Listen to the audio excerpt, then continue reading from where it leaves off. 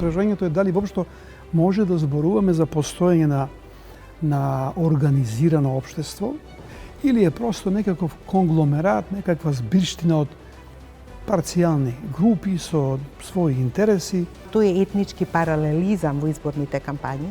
Значи, политичките партии комуницираат исклучиво во предизборието со својот етнички корпус. Значи, не очекувам дека ВМРО-ДПМН ќе добие во никој случај 61. Дали тоа значи дека на сцена ќе биде нова власт со старо политиканство? Да, мислам дека тоа ќе биде. I feel a lot of disappointment in this country about the long way for the EU accession. Ке се оди на омаловажување, црна кампања, етикетирање, а сето тоа е многу проблематично за вакви општества. Предизборно ВМРО-ДПМН би можело да има коалицијски капацитет. Постизборно, барем еден дел од политичките партии кои се дел од Европскиот сојуз за промени се изјаснети јасно дека нема да направат коалиција со партија која нема да прифати да ги направи уставните измени. И граѓаните се свесни за тоа дека запирањето на нашата интеграција, европска интеграција, ќе биде со последици конкретни во однос на нивото на живеачка, квалитетот на живот. Просто ние се празниме демографски. Новинарска опорска е да ја освежиме и надоградуваме демократската платформа на различни, особено критички мислења. Со оваа промисла го побарав универзитетскиот афирмиран професор и социолог. Кога му пратив порака, добив одговор. Здраво Гораст, баш помислив на тебе. Одамна не си ме побарал и не си ме поканил во емисија. Да разговараме за пасоши, струја, митилинеос, корупција, игри на среќа. Ајде да разговараме за девастација на општеството. Дали пред нас е распаѓање на системот, на нефункционалниот систем. Следуваат парламентарни и председателски избори. Ветувањата се многобројни, но реализацијата оди веројатно бавно. Добре да е за професорот, социолог Ило Трајковски. Добре ме најдов, благодарам за поканата. Професор Трајковски, дали имаме девастација на институциите, општество кое постепено кородира? Најпрво во врска со најавата, да, токму така беше. Ова што го напиша во пораката, всушност беше потребата да се искажам по повод многуте настани што ни се случуваат, дека што не бараат само искажување, туку бараат погласно извикување за тоа каква е состојбата. Токму од таа перспектива, гледајќи дека институциите не само с денеска, вчера, што се вика, но во последните барем добри 20 на повеќе години ја губат својата смисла, својата функција, своите резон детре за постоење. И како такво можам социолошки да кажам, доколку нема институции, доколку институциите кои што се и уставно и законски предпоставени, востановени да уредуваат односи помеѓу луѓето, ако тие ги нема, ако тие се губат, тие исчезнуваат, тие се нефункционални, прашањето е дали воопшто може да зборуваме за постоење на организирано општество, за постоење на некакво заедништво помеѓу тоа население на дадена територија, или е просто некаков конгломерат, некаква збирштина од парцијални групи со своји интереси, кои што се однесуваат како рогови во вреќа и секој тера по свое. Видите, како така имаме функционални институции, но не мислите дека помалку несериозно, па и до степен на лежерност се однесуваме. Знаевме, имавме информации дека треба да се изведат нови лични документи, пасоши, за да се доведеме до состојба да не можеме да ги решиме клучните елементарни прашања за обстојување на една индивидуа, да речеме. Се согласувам со вас дека е такво нивото и за тоа изборувам. Но да не можам да кажам, да констатирам дека не постои држава. Проблемот е затоа што државата е таа која што се уште го држи во едно она што го имаме како некакво општество, некакви граници. Не се пак во Македонија не влегуваат неконтролирано не знам, емигранти или што и друго да кажете, авионите прелетуваат затоа што сепак има правила и прописи кои што се уште постојат. Да, имавме упад во контролната просторија на МНА, што е чин на нецивилизираност. Противзаконско е. Клучното е дали во однос на таквите настани и таквите испади ќе се покренат постапки кои што ќе кажат ова не може. Кај нас сето завршува на дискусии, некакви критики во јавноста, благодарение на медиумите кои што ги детектираат тие работи, но и медиумите се поделени, парцелизирани и прашањето е кому граѓаните веруваат, бидејќи знаат дека и медиумите се построени. Во тој поглед би рекол клучот, главниот извор на сите овие феномени е пенетрацијата на партиите, партизмот во сите пори на нашето живење. Во личните релации, личните односи, во професионалниот живот, во тој дел институциите се партизирани до крај. И нема друг идентитет кој што е побитен, поважен, освен тој. Дури нити етничките, нити не знам националните, јазичките идентитети не се толку битни како што е во овој момент битката меѓу СДСМ и ДПМН е, битката меѓу ДУИ и коалицијата на четирите албански партии. Тој конфликт се прелева, се преточува во сите сфери на нашето живење. Каде води тогаш таа поларизираност, политичка, партиска? Води до еден, во секојдневното живење, до една нелагодност на живењето. Да не може да се почувствувате комотно, да седнете домаќински, да погледнете една убава емисија од за јавни настани и така натаму, да не може да се почувствувате слободно кога ќе излезете во град, во центар и така натаму, да не гледате прљавштина на секој чекор, да не ги гледате кучињата од кои што има ризик дека ќе ве укасаат така натаму. Знаете како, зборувам критично затоа што навистина го чувствувам сето тоа, таа тескоба на живењето во Скопје, во Македонија генерално. Имајќи можност да прошетам надвор, да видам како може да се живее, дури и у комшилукот Грција е подобро од нас. Меѓутоа, од друга страна, кога велам дека сепак има држава која одржува нешто, го читав овие денови последниот извештај на The Economist Intelligence Unit за индексот на демократијата, и ќе погледнете дека во повеќето земји на регионот има пад на демократијата, на индексот на демократија, во скоро сите земји од регионот, со исклучок на Грција, која што има, кој велам, пад во последните 20 години, од некаде 2006 до сега 23, со исклучок на Грција, која што има мал подем, и Словенија, ме се чини. Кај сите други има паѓање. Но тој паѓањето не е исто во Македонија и во Албанија, или во Македонија и во Бугарија. Кај нас како да тие процеси се драматично влошуваат заради прејатно познати причини кои што ги имаме како посебност во Македонија.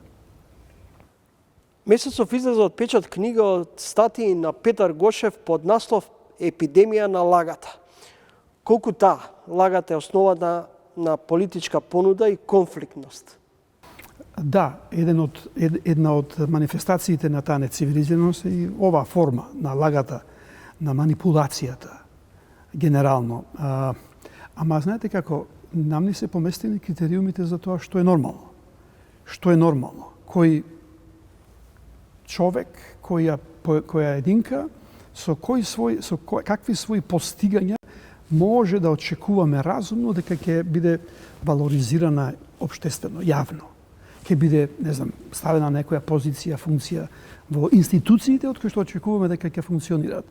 Во тој поглед некако лагата оди паралелно со една холивудска филозофија на живот за себе промоција, за промоција на оние најблиските околу себе, без многу тангирање на оно што е некој поширок јавен интерес, јавно добро.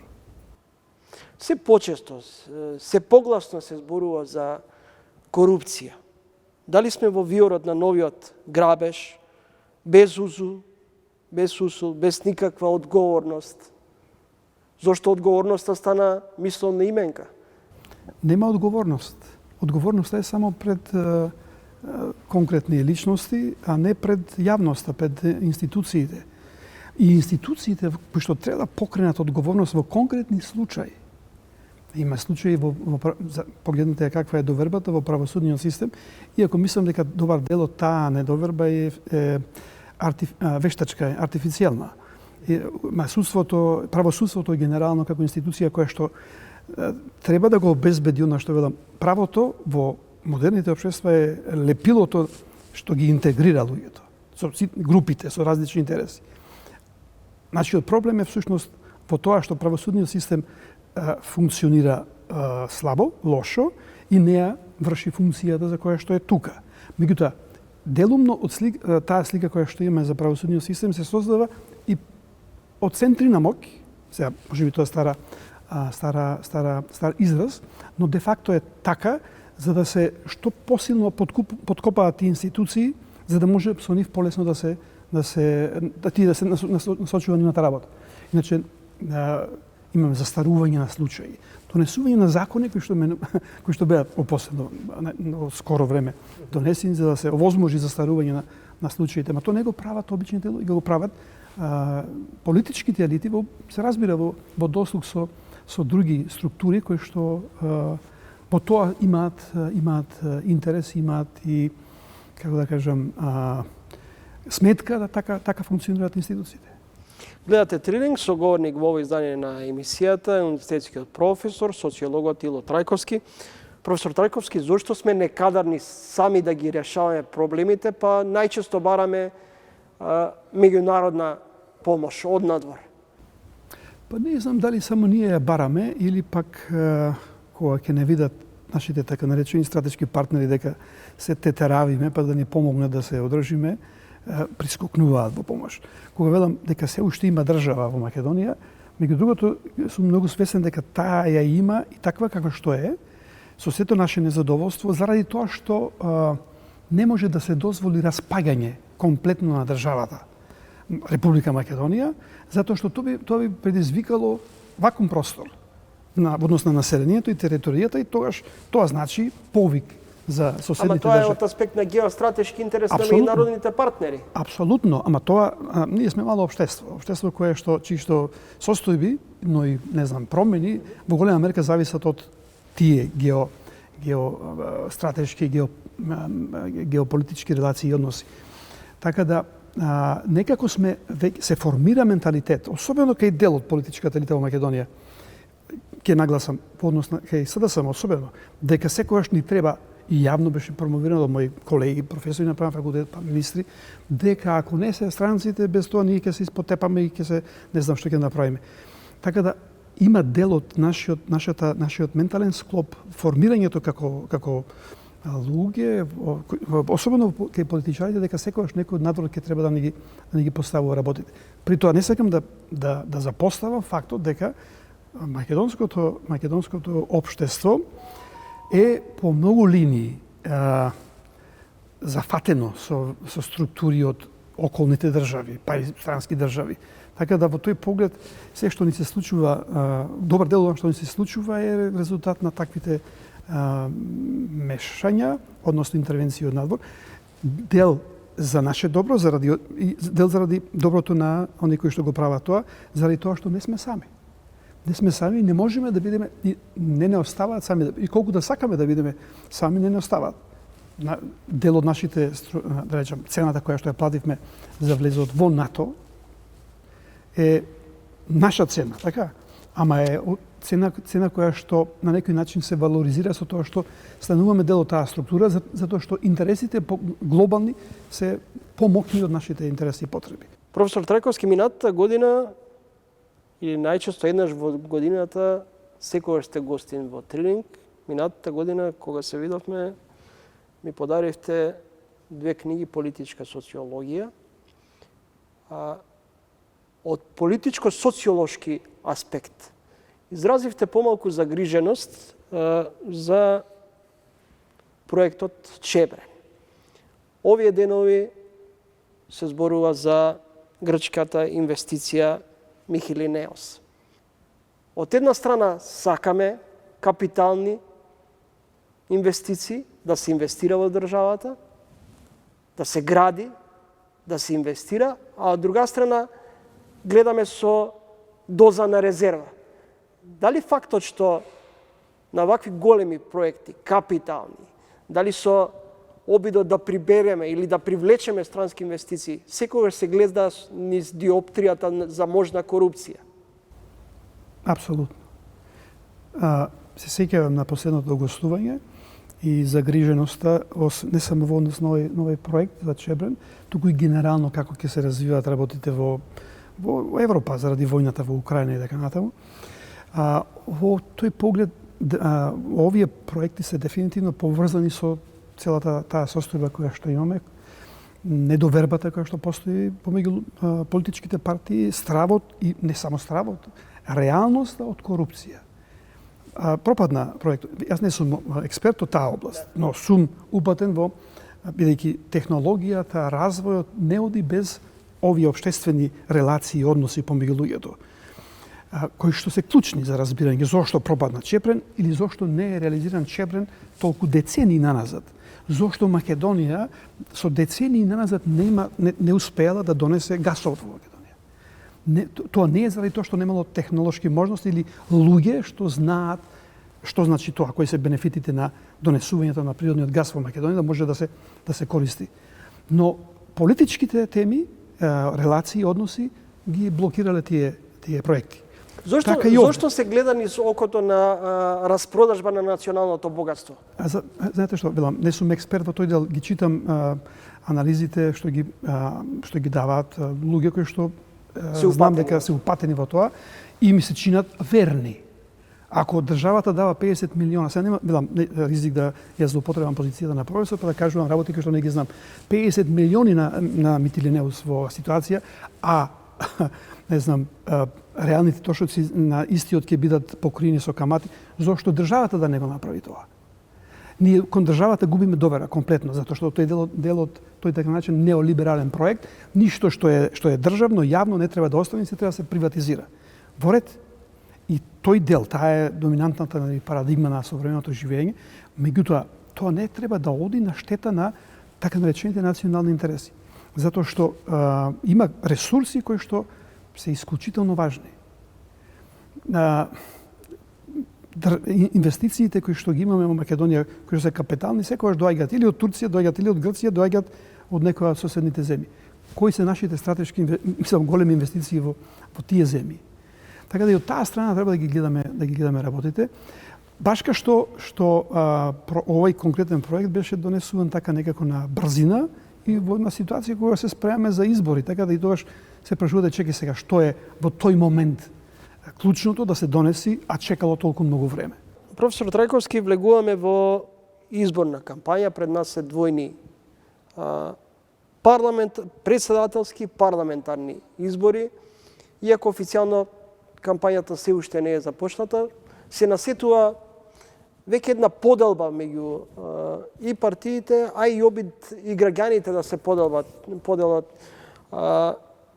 Па така се создава една антибугарска платформа, анти-ЕУ реторика, про-ЕУ реторика. Може ли на овие теми да се придобијат симпатиите кај граѓаните, кои патем не ги интересира можеби толку Европската унија, колку што повеќе сака да слушнат дали од идниот месец платите ќе им бидат зголемени или пензиите ќе им бидат пораснати за 10%. Добро, јас мислам дека дали платите и пензиите ќе се зголемуваат или намалуваат, во голема мерка зависи од како ќе ги решаваме овие стратешки предизвици. Интеграцијата со Европската унија и не знам, другите прашања од тој тип, така да и граѓаните се свесни за тоа дека запирањето на нашата интеграција, европска интеграција, ќе биде со последици конкретни во однос на нивото на живеачка, квалитетот на живот. Просто ние се празниме демографски.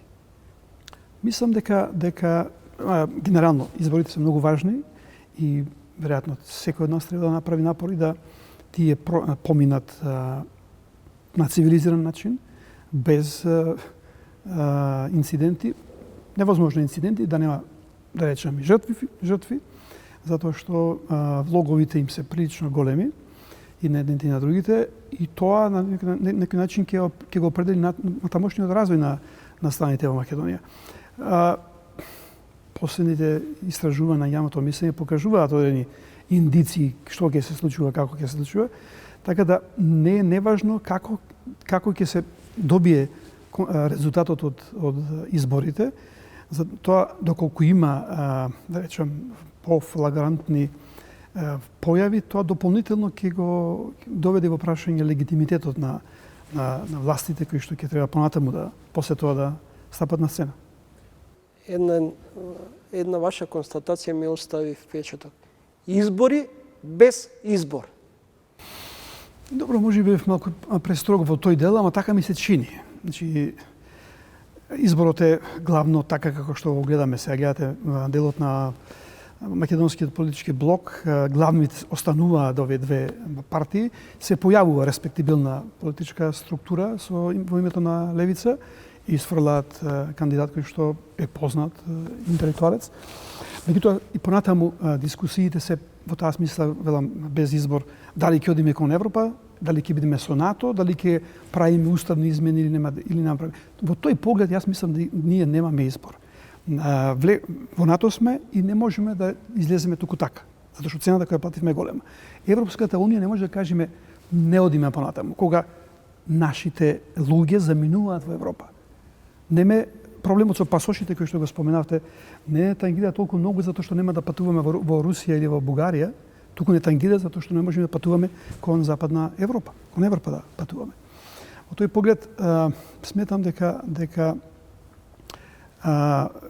изборот е ограничен, за жал преку она што денеска е толку тренди помеѓу партиите, начинот на кој што се обработува јавноста, јавното мнение се формира, дека се тие опциите и дека или тоа ќе го одбереме, или тоа ќе го Дали тоа значи дека на сцена ќе биде нова власт со старо политиканство? Да, мислам дека тоа ќе биде. Како и да се случат работите, ќе мора да одговори на прашањето за уставните измени. Нема друго. Дилемите се тие. Дали ќе го гради, не знам, ова или онај енергетски објект, тие се клучните прашања. Нашиот проблем е што всушност кој ќе погледнете меѓу главните опоненти, особено во македонскиот блок, ВМРО, ДПМН и СДСМ, стратегиските ориентации не се различни. Не може да бидат различни. Прашањата се околу натрешните толкувања, конструкции, како ќе се движиме во таа насока. Двете партии се толку цврсто фатени за својот идентитет да и прашања кои што во други ситуации разумно знаат дека мора така да биде, ќе ги спорат само затоа што доколку не го прават тоа ќе се подкопаат во својот идентитет, а не се спремни да влезат, да се ребрендираат себе си, да се редефинираат, да најдат други предизвици во однос на тоа како ќе водат политиката. Професор Трајковски, на крајот, медиумски феномен во Скопје ни глас за протестите на српската опозиција околу регуларноста на тамошните избори или ноншалантното прогледување кај политичарите за сомнителната смрт на Алексеј Навални, лутиот противник на Путин. Зошто сме индиферентни? Во тој поглед се прашував и себе си. Гледам дека на повеќе места во Европа и пошироко за Навални имаше одредени манифестации, пројавувања на загриженост и солидарност со неговиот лик, со неговата сопруга, мајка и така.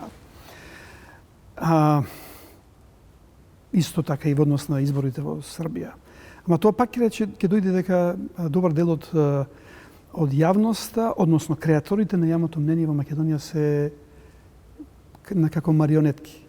Немаат поттик да го направат тоа, барем оние кои што може да покренат нешто. А од друга страна, тука се ставам и себе си како некаков независен интелектуалец, немаме мок или желба да излезам самиот на улица, да демонстрирам и да покажам дека сум згрозен од начинот на кој што беше прекинат животот на Навални или не знам, начинот на кој што се изведува изборите во Србија.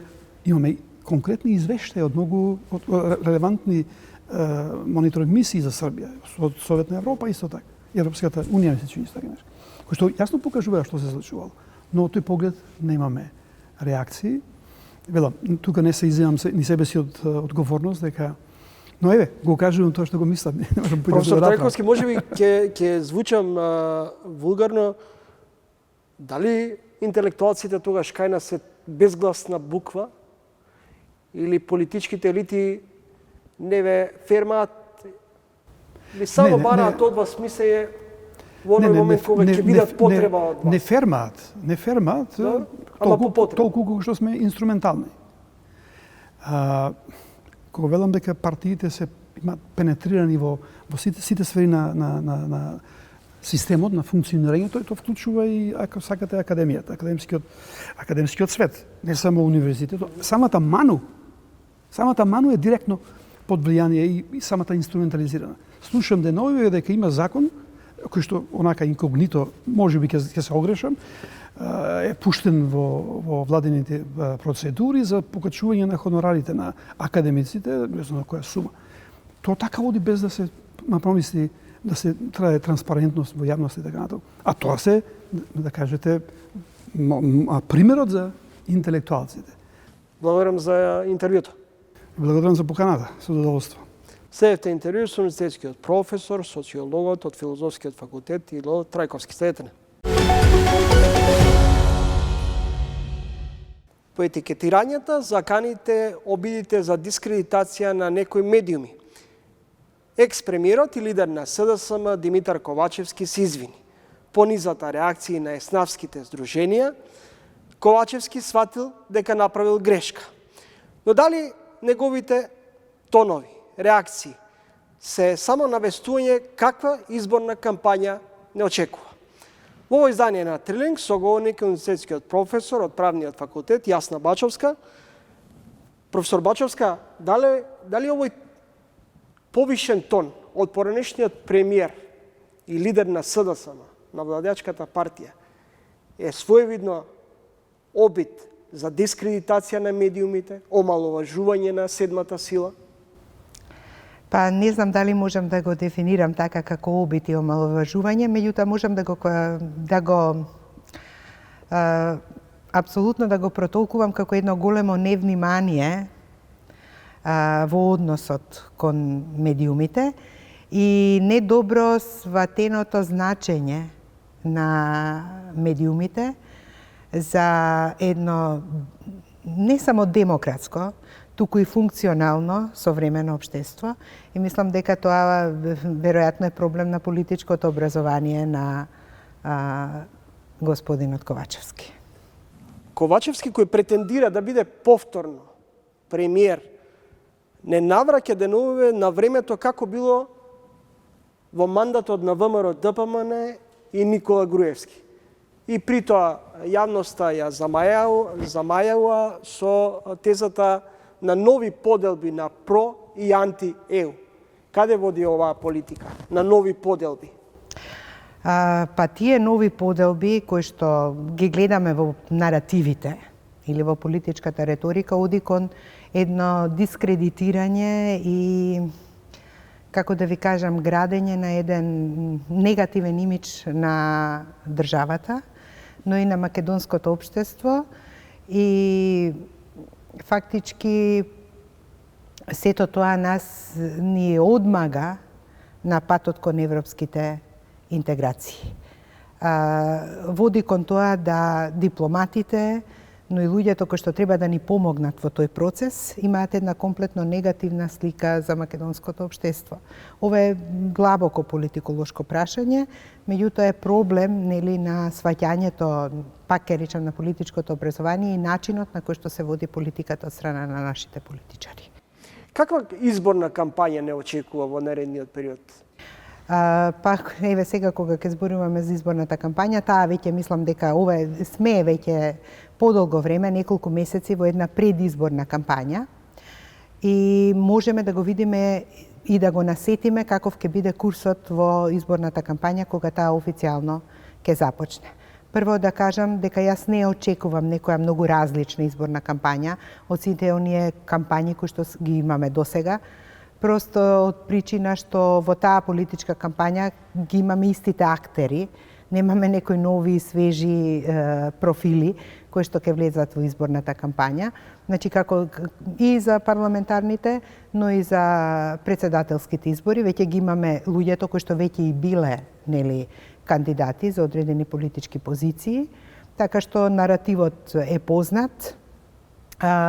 Единствено што можеби нешто ќе се промени во оваа изборна кампања, што заради амортизираното политичко лидерство во двете главни политички опции, нема да имаме таква некоја генерална харизматичка мета кон која што ќе бидат упатени нападите, туку тоа ќе биде доста диспоризирано, значи апсолутно ќе се оди на некоја идеолошко мотивирана кампања, односно параките кои што ќе се праќаат кон спротивната страна. Дали може да очекуваме мислам дека ние сега имаме една исполитизираност која што е за македонското општество е типична и типична е 30 години, бидејќи живееме во една долга и мачна незавршена транзиција, цело време со политички кризи од голем тип, кои што го доведуваат државноотворниот капацитет на општеството во прашање. И ние секогаш имавме такви кампањи, меѓутоа сега и во меѓународниот контекст имаме ситуација на исполитизирани општества заради војната во Украина, претходно ковид кризата, и ние гледаме дека уште изборите во 2019 година, изборите за Европскиот парламент во кои што учествуваат 27 земји членки, и тогаш веќе почнавме се водеа такви кампањи кои што на некој начин се специфика на исполитизирани општества, така што сега тој контекст ќе биде присутен и кај нас, но не само кај нас, тој е типичен и во Европа. Дали тоа значи дека не може да се очекува во кампањата да чуеме конкретни идеи, понуди, и дека всушност сето тоа ќе се сведе во наредните 2 недели на политичко етикетирање, омаловажување на противникот и, кратко кажано, соголување на политичкиот опонент до степен да му се извади сиот Балкан веш за да се дискредитира. Да, за жал очекувам таква кампања, како што реков претходно. Курсот ќе биде таков. Значи ќе се користат такви непристојни, негативни образци во кампањата. Од незиниот визуелен идентитет, ние знаеме дека и во минатите кампањи, сега во тој маркетиншки дел, од оние фотографии црно-бели кои што на некој начин го визуализираат како чудовиште политичкиот противник, до не нудење никакви решенија, односно рационализирани политички програми со конкретни проектни чекори. Не е амбиентот таков, како што реков, ни кај нас, ни во светот. И тука секако дека ќе се оди на омаловажување, црна кампања, етикетирање, а сето тоа е многу проблематично за вакви општества. Значи, таквите кампањи не продонесуваат за политичка толеранција, сослушување на соговорникот, подигнување на нивото на политичка култура кај општеството, смирување на страстите. Не може човек кога е разљутен и разбестен да донесува рационални одлуки. Сето тоа се подгрева, тоа сега ја имаме и таа социјална почва со социјалните мрежи, ниското знаење за медиумите од страна на граѓаните. Јас сега се бев на еден,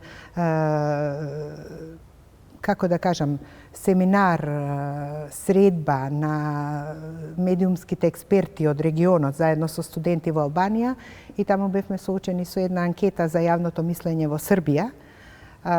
Представник на една маркетиншка агенција изложи анкета во која што презентираше еден податок кој што многу ме вознемири, а мислам дека е типичен и за нашето општество, дека 67% од испитаниците не веруваат на официјални извори, туку веруваат на тоа што луѓето ќе си кажат еден на друг. Значи, што она, вие сте ми мене изворна податок и јас вас приватно, и тоа е за мене најреферентното што ќе го дознам.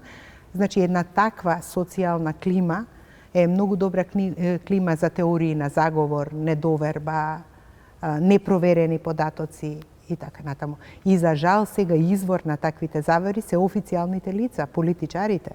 Тие често пати истражувања докажуваат дека користат различни фолоскули, етикетирања, кои што не се проверени и можат да и нанесуваат, и потоа тие се шират по социјалните мрежи од еден на друг и формираат една социјална атмосфера на глобална недоверба, разочараност, социјална депресија.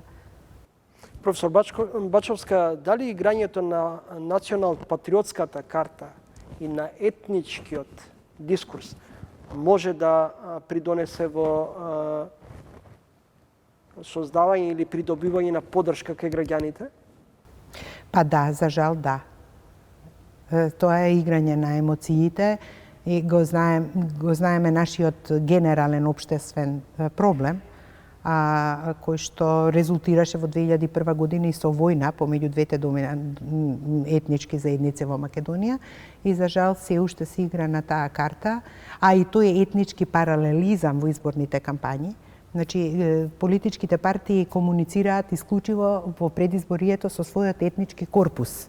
И тоа е фактор плюс. Значи, не се обраќа, например, ДУИ на македонскиот етнички корпус или СДСМ на албанскиот, туку имаме етнички паралелизам и во изборните кампањи.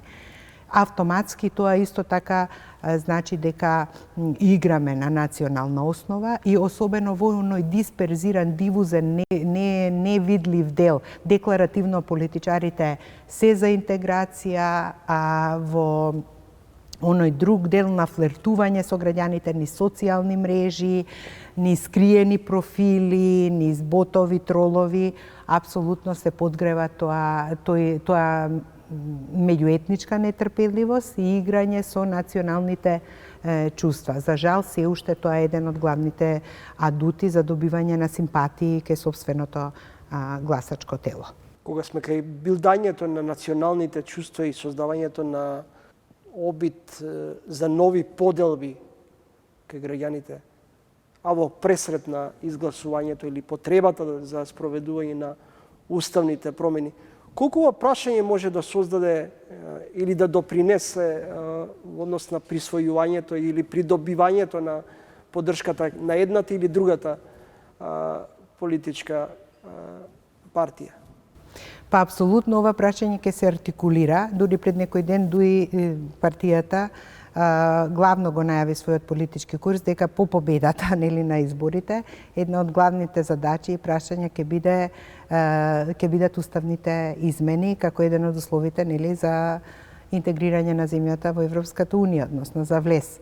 И таа го најави тој курс и со тоа најави дека една од главните теми во изборните кампањи ќе бидат уставните измени. А ние знаеме како е тоа прашање во македонскиот корпус, Тоа е едно од проблематичните прашања сега и прашање на опозицијата и позицијата, така што мислам дека апсолутно ова прашање е многу битно и дека ќе се артикулира во изборната кампања за придобивање на гласовите.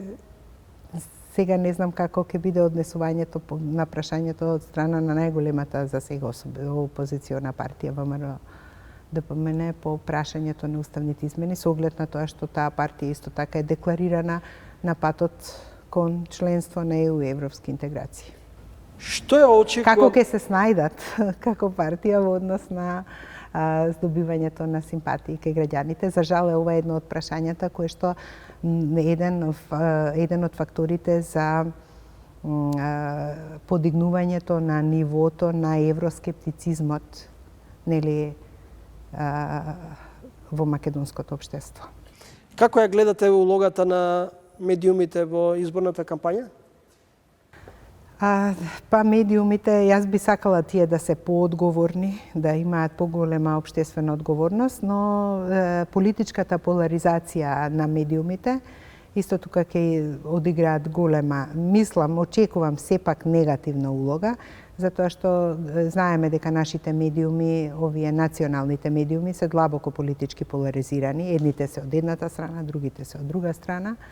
Така што мислам дека и на некој начин очекувам дека ќе ги дисперзираат сите оние негативни наративи што ќе ги имаат политичарите, актерите во политичката трка, но барем мислам дека ќе бидат внимателни во смисла на се она што е закана на слободата на изразување, а тоа е говор на омраза, клевета, навреда, популистичка реторика. И мислам дека доста е работено во тој дел и мислам дека новинарите ќе внимаваат да не дојде до некој до одредени ескалации во овој дел. Благодарам за разговорот. Ви благодарам. Тоа беше универзитетскиот професор од Правниот факултет Јасна Бачовска. Кај македонските граѓани владее разочараност. Е првиот впечаток на францускиот дипломат и поранешен специјален представник на Европската унија во Македонија Ален Лероа. Лероа, кој неодамна беше во Скопје, во интервју за емисијата Трилинг со оценка дека после парламентарните и претседателски избори Македонија треба да се фокусира во спроведувањето на уставните промени за да се забрза македонскиот пат кон Европската унија. Тој во интервјуто за емисијата Трилинг вели: преферирам патриотизам наместо национализам. Ево го разговорот со него. I know I feel a lot of disappointment in this country about the long way for the EU accession. I see the frustration. I feel that people don't consider that there's not enough reward of what has been achieved by North Macedonia in the recent years, the Prespa Agreement, the framework with Bulgaria, and so many achievements in the country with not sufficiently reward for the EU. But I remain optimistic because then remains one last obstacle, the question with Bulgaria. And I'm sure there are ways to overcome this obstacle. They are now on the table of Macedonia and of the EU. And then I'm sure that Macedonia has all the means, once the negotiations start, to go quick with the implementation of what is required by the EU, because there is a lot of potential in this country and a lot of common values with the EU. So I see the skepticism in the country, for sure, the disappointment, the frustration, but I remain optimistic. Macedonia has shown in the past how they are able to overcome an obstacle. It is the last obstacle, and then the road will be there, and probably when North Macedonia will be in the EU, it will be the end of the transition. North Macedonia will be a member of the European Union. I don't know the date exactly, but I'm sure in the near future. Is there any risk for a new destabilization in the region or in Macedonia? No, I don't see any risk of that type, not from outside. No, there are still, of course, some disputes, internal disputes, and I would say normal political dispute as in any democracy. And you will have elections soon. But I don't see any risk of destabilization from abroad. No, I don't see that at all. That was the case in the past. It's no more. That's done. Do you recognize leadership and a vision of the future for the country among Macedonian politicians? Yes. As in any country, in a democracy, in France, in Europe, politicians are criticized, like in any countries. But at the same time, they are doing their job, and you will have elections. We all hope this election will be free and fair. The people have to go to vote, and then we'll see what will be the outcome. But I'm sure during the electoral campaign they will express their vision, and it will be for the Macedonians to decide. That I don't have to comment on that. It is the choice of the Macedonian citizens. In one of the interviews a few years ago, you will say, I think that the signing of the Ohrid Agreement was a good thing that happened to Macedonia. How do you evaluate it now, the inter-ethnic relation in Macedonia? I will state the same statement. I think the Ohrid Framework Agreement was criticized, of course, because it's a compromise. It's never perfect. But it's a great achievement for the country because it brought peace in the country. And I remind everyone of the sentence of Benjamin Franklin.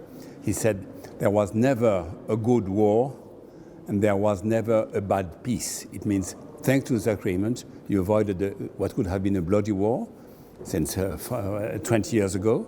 Now the country is in peace, of course with internal domestic issues like in any vibrant democracy. And I think now people have understood how this agreement was useful to ensure sufficient rights for the Albanian community. And they are part of the normal life, normal democratic life. I'm sure there are some critics here and there, but globally I feel that the population understands that it was extremely useful for the country to have this agreement being signed, to avoid a war and to have more peaceful coexistence among all communities. In region and also in Macedonia, in meantime, we have national rhetoric. How do you see in this question? Nationalism. I always prefer patriotism to nationalism. Patriotic, so you of course you're happy with you defend your country, you defend your identity, that is fine. Nationalism, for me, I prefer cooperation between the communities and cooperation with the neighboring countries. The more patriotism is, that's fine. I hope nationalism is not too radical. The most worrying aspects of the EU report relate to the judiciary and negative assessment of the country and independence, integrity of justice. Is the justice and corruption the problem in Macedonia now? I've seen, of course, a report of the EU Commission on North Macedonia, and justice system was a big part of their concern. It's clear, it was clearly said in the European Union Commission report. But at the same time, it's very important. We know that's very difficult to improve a judicial system, and I think very much when the day the negotiation will start, when North Macedonia will be in the accession phase, there will be a lot of assistance from the EU to help having a more independent judiciary, and more better separation of power. There will be assistance because we have this experience in so many countries of the EU. I know there is a big concern, the EU Commission said it, but I hope very much that could be overcome the day the negotiation with the EU start and with the assistance of the EU. After the Prespa agreement, Brussels said you can start the negotiation process, but the next step is to resolve the problem with Bulgaria. Now we are waiting to find the acceptable solution with Bulgaria. Is the Bulgaria now the last steps for the Macedonian? Yes, I'm convinced it is the last step, the last obstacles, because you have shown so much courage, so much determination to join the EU, and even last week for the summit of the Western Balkans here with the EU representative, with the growth plan of the EU, the 6 billion euro for the region. I've seen the declaration of the leaders, and including the one here in North Macedonia. The willingness from this country and the willingness from the EU, and I very much hope that you will find the EU and North Macedonian leaders will find ways to overcome this last obstacle. Thank you for the interview. My pleasure. Благодарам.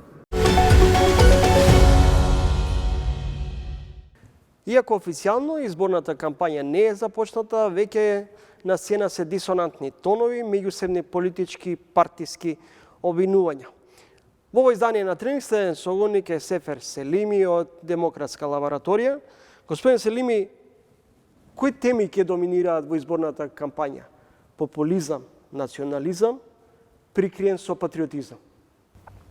Мислам дека ќе имаме доста поларизирана кампања и во основ на политичката трка, но и базирана на повеќе слојни таргетирање кон граѓаните. Прво, темите кои ќе доминираат секако ќе биде популистички патриотизам и претежно тоа очекувам да биде главна тема во актуелната опозицијска ВМРО ДПМН, а од друга страна актуелната власт, предводена и коалицијата предводена од СДСМ, ќе се обидат да го наметнат процесот на евроинтеграција како главна тема на дискусија и обвинувањето кој го спречува или ќе го оддалечи овој процес од граѓаните. Додека во албанскиот политички блок секако дека освен евроинтеграцијскиот процес ќе доминираат и меѓусебните обвинувања, посебно од страна на опозицијата кон ДУИ како корумпирана и предолгу останата на власт. Овие очекувам да бидат главните теми.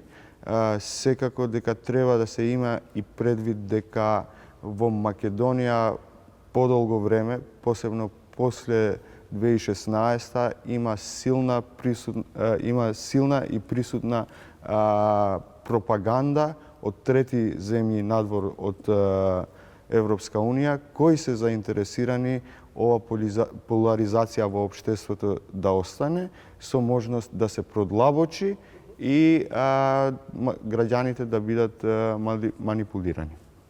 Дали може во овој меѓупериод сепак да се протуркаат уставните промени или дефинитивно е блокиран европскиот интегративен пат во овој период или во овие наредни 6 месеци? Теоретски да, може да се поминат уставните измени, меѓутоа малку е веројатно дека тоа би можело да се случи, да не кажам невозможно, поради тоа што тргнувајќи од анкетите кои секој ден и ги промовира ВМРО од ДПМН, голем дел од нивниот рейтинг е билдан врз основа на обструкцијата на уставните измени. Секако дека тоа ќе биде товар за следната влада, која и да е, кој да го формира, да се одблокира овој процес на евроинтеграција, особено поради тоа што уставните измени се услов кој мора да се исполни за да можеме да продолжиме со процесот на преговори. На предстојните претседателски избори веќе на сцена се повеќе кандидати за иден шеф на државата. На сцена е се поверојатно дека ДУИ ќе оди со свој кандидат и дали тоа може да ги помати сметките во однос на трката за иден шеф на државата, особено во битката помеѓу најголемите партии СДСМ и ВМРО-ДПМН. Секако дека да, и тоа ќе има директно влијание, посебно во првиот круг на претседателските избори. Мене навистина ми е жал што се пропушти или се одстапува од тој концепт на консензуален кандидат за претседател на државата. Јас би сакал тоа да го видам и од другата страна на опозицијата, значи и помеѓу ВМРО и албанската опозиција, очекував да го видам овој пат, поради тоа што таквите фигури кои консенсуално се избират, посебно помеѓу двете поголеми заедници во државата, се добра подлога за сеопфатно представување и кредибилитет на идниот шеф на државата.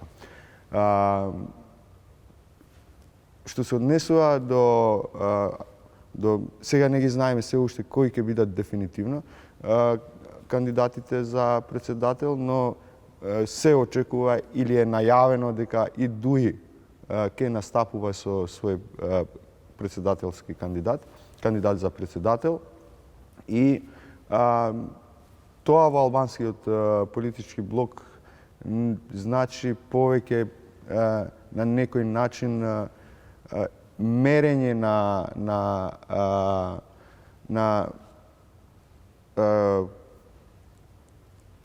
следниот циклус, мерење на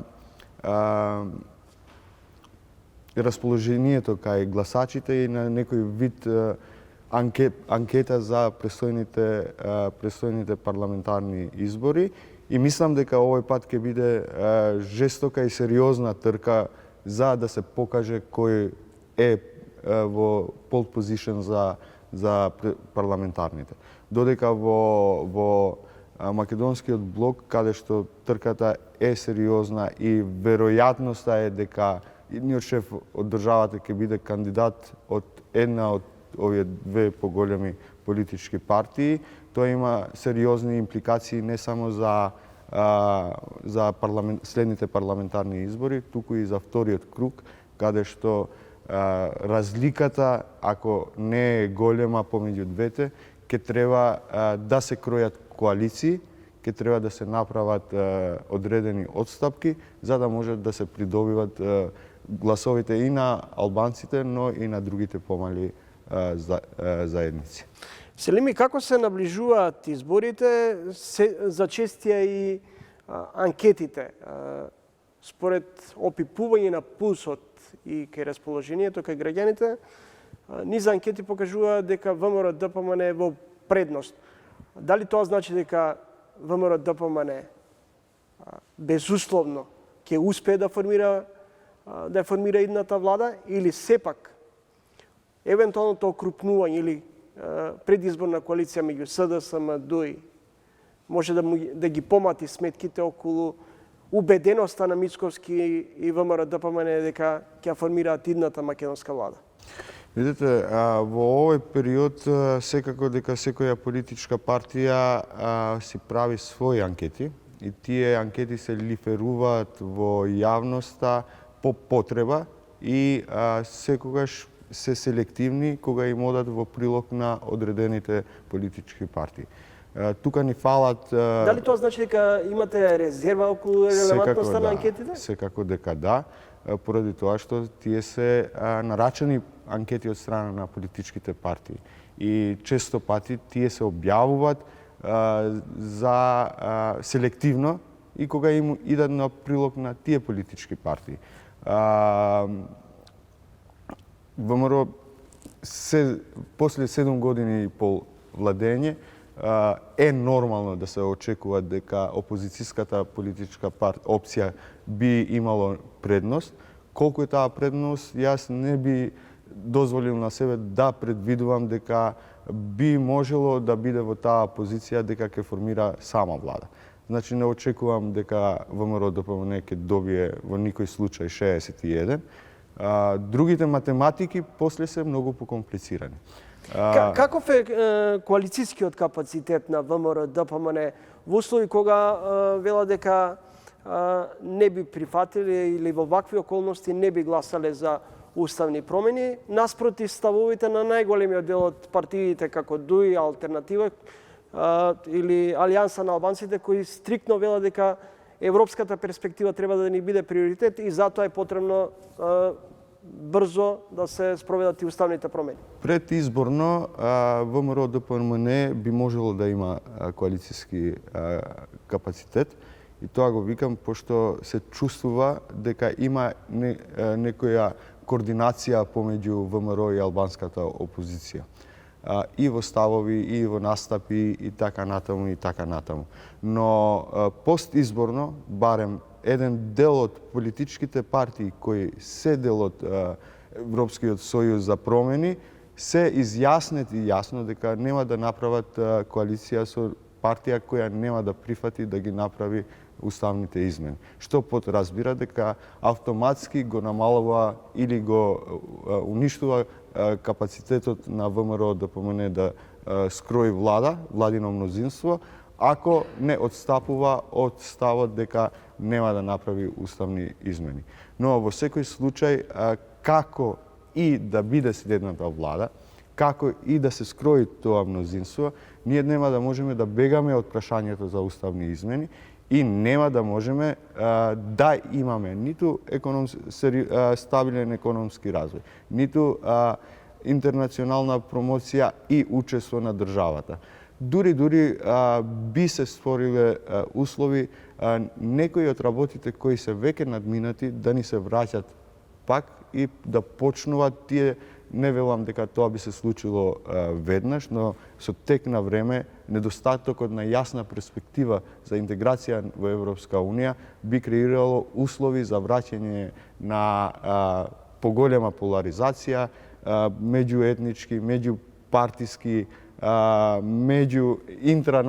интраетничко разгорување на тензиите и тоа секако дека нема да оди во прилог на никого. Ја очекувам дека во текот на кампања ВМРО ДПМН нема да го радикализира ставот за непромена на уставните измени, туку ќе најде начин како тоа да го продава кај своите поддржувачи, не наштетувајќи на својот рейтинг, а во друга страна да ги подготви дека уставните измени ќе мора да се направат после избори. Благодарам за разговорот. Благодарам за поканата. Следете разговор со Сефер Селими од Демократска лабораторија. Следете уште едно издание на ТВ магазинот Трилин, кое го изработивме во соработка со Институтот за комуникацијски студии. Ставивме акцент на изборната кампања, очекувањата и ветувањата. Следете на за 7 дена во исто време, петок 20 часот и 45 минути. До тогаш, довидување од мене.